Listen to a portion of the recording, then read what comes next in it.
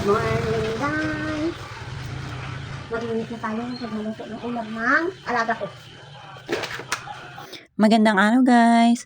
For today's video, samahan nyo naman kami sa aming buong maghapong activity dito sa bahay. At ito nga guys, medyo makulimlim ngayon ang ating panahon dito.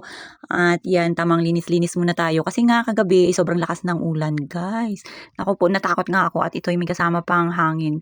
Buti na lang, ito pa rin yung ating istante dito. Nalalagyan natin mga paninda, nakatayo pa rin. Ito nga si nanay, tamang punas-punas na nga lang yan dyan.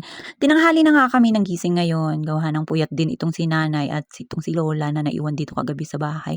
Gawa ng ako ay gabi na rin umuwi. Dahil galing nga sa trabaho guys. Kaya eto, maganda ang gising natin ngayon dahil sulit nga ang tulog natin na kahit na gabi na tayong umuwi, nagawa ng yun nga, umulan, malamig ang panahon.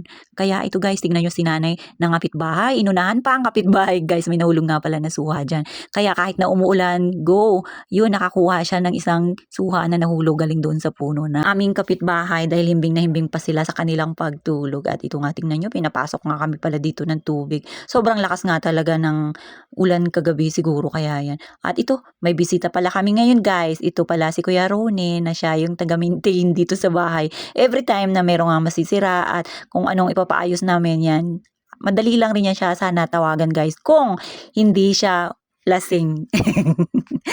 Sa totoo lang, ilang araw ko na nga rin yan siyang hinahanting. Tinatawagan ko na paulit-ulit na dahil nga may papaayos nga ako guys sa aming gutter. Dahil nga sa sobrang busy, yung mga nakaraan talagang totoo na nasa work siya. Pero itong last weekend guys, hindi yan nga, nakukonta ko rin siya. Kaya lang wala tayong magagawa dahil nag-i-enjoy ang lolo nyo. Kaya ayan, thank you Lord na lang, talagang laking pa-thank you ko at nandito itong si Kuya Ronnie ngayon, nakausap ko na rin sa wakas dahil nga matagal ko na nga siya guys, gusto papuntahin dito dahil nga, ayan, sabi ko nga sa inyo ay pumapasok yung tubig dito sa aming loob, gawa ng yung aming gutter, malakas talaga yung tulo pagka umuulan at umiilig nga dito kahit na bagong gawa nga. Siya rin yan ang gumawa si Kuya Ronnie guys, kaya sa kanya ko rin ipapaayos. Pinagkapi ko na nga rin yan kahit na meron pa nga silang hangover dyan at ito medyo okay na nga rin, kaya siguro nagpakita na rin sa akin itong dalawang ito. Na problema kasi ako dun guys, sa pahukay ko nakaraan para sa aming CR, gawa ng dami na talagang tubig, abay mapupuno na nga. Kaya sabi ko sa kanilang dalawa, kung hindi pa talaga nila ito gagawin, papagawa ko na nga sa iba. Buti na nga lang yan guys, yan, nandyan na sila ngayon.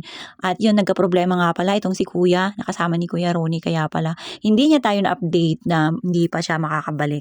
At ito nga guys, siya nag-promise na nga sila sa akin na tatapusin ang araw nila. Kasi nga, isa sa akin nakatakot ko pagka ganyan, talagang umaangat ang tubig at baka mamaya maraming lamok na mamahay doon or mag-stock, at yun, alam naman natin lahat na yun ay nagkukos ng dengue. So nakakatakot siya para sa atin, sa ating Bulingget guys, na pauli-uli dito, lalo pa madalas kaming nagluluto dito sa aming dirty kitchen, kaya sabi ko dapat magawa na nila yun nga guys. At ayun nga, dahil nga sa hindi inaasahan na magkakaroon ng problema, kaya bago na naman sila ulit nakabalik dito, thank you Lord, at magagawa na rin. At ito nga guys, tamang ambun-ambun na lang din dito sa amin ngayon, pero dapat iingat-ingat at baka tayo yung magkasakit. So paano ba yun guys, hanggang dyan na lang muna, kita-kits.